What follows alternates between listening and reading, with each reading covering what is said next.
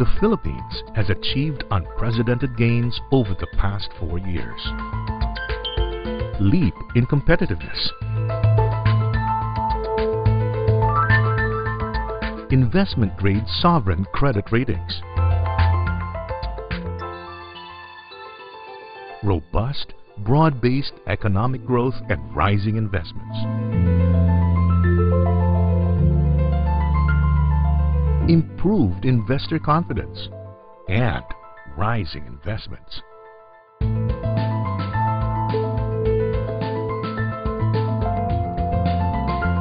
Better fiscal management.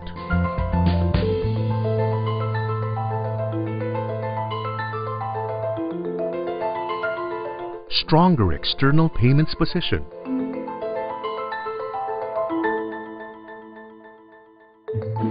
Stable banking sector. Economic gains have translated to improved social outcomes.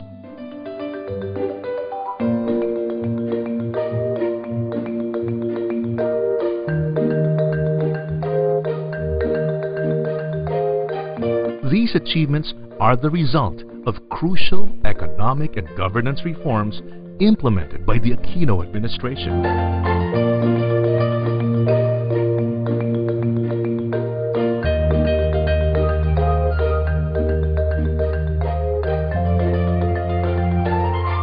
The Philippines' transformation has been widely recognized locally, and more so, internationally.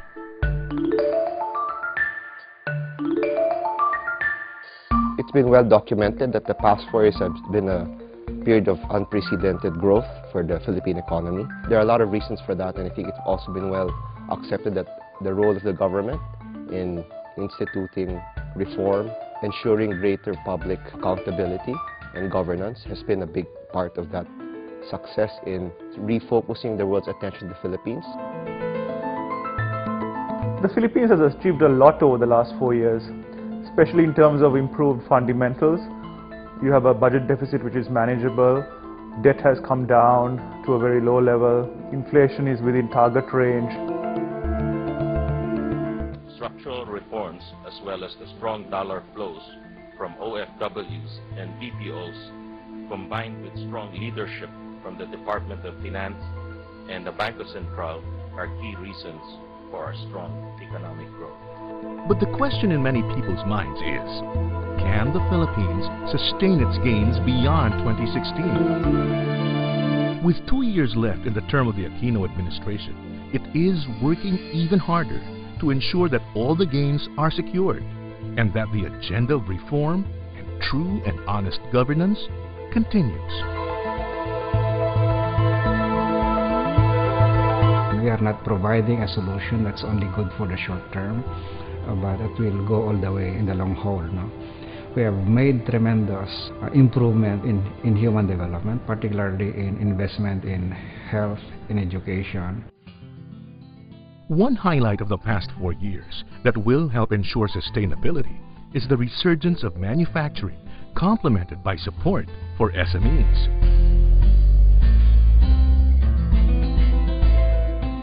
Companies have been actually moving their production facilities all over Asia. And the Philippines has been rightfully so gaining recognition and awareness as a competitive industrial manufacturing site. So we've been getting investments from Japan and other companies who are looking at diversifying the production bases. In the last 2.5 years, we have seen tremendous progress in manufacturing. We see much more diversified sources of exports now, from agribusiness to furniture to chemicals to machinery. In the quest for sustainability, infrastructure development is high in the agenda. The government today has made infrastructure development, particularly through public-private partnerships, a priority. This is the first time after a few administrations that this has happened. And so both the public and the private sector are enthusiastic about the opportunities going forward. And this really will lead to improvements in our growth and development long term. It leads to greater wealth redistribution, albeit longer-term basis, because people find that they're able to do more things more effectively and actually opens possibilities where there were none before.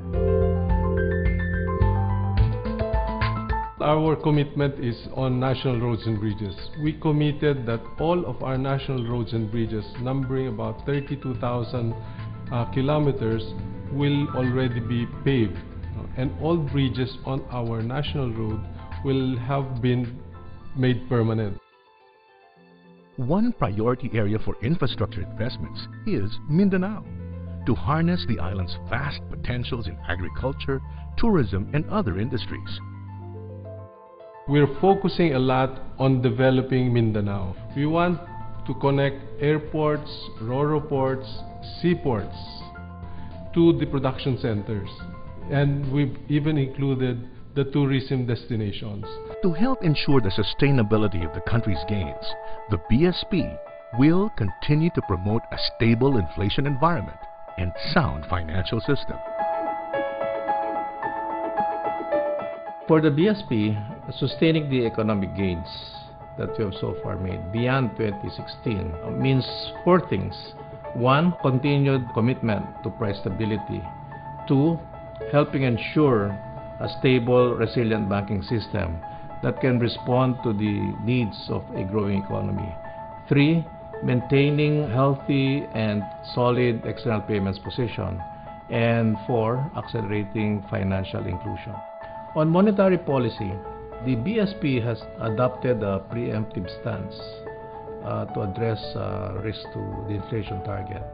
Over the medium term, we believe that we'll be able to manage inflation such that this will provide an environment that's good for business and therefore for job creation and higher incomes. In the area of financial stability, we have adopted a number of measures to make sure that the banking system remains resilient and is able to provide for the credit requirement of the economy.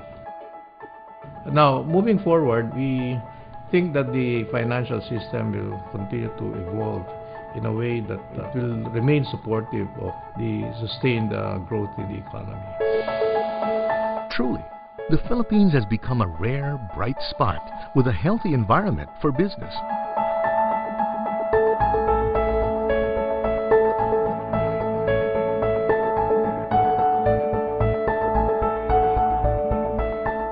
The success of homegrown companies like Jollibee, I believe, is proof that the entrepreneurial spirit of Filipinos knows no boundaries, and that we are very much capable of competing head-on, even with the best in the world.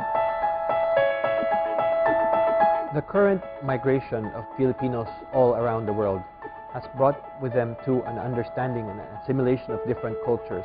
And as the younger generation decide to come back to the Philippines, they bring with them ideas that are fresh, that are new, that are different.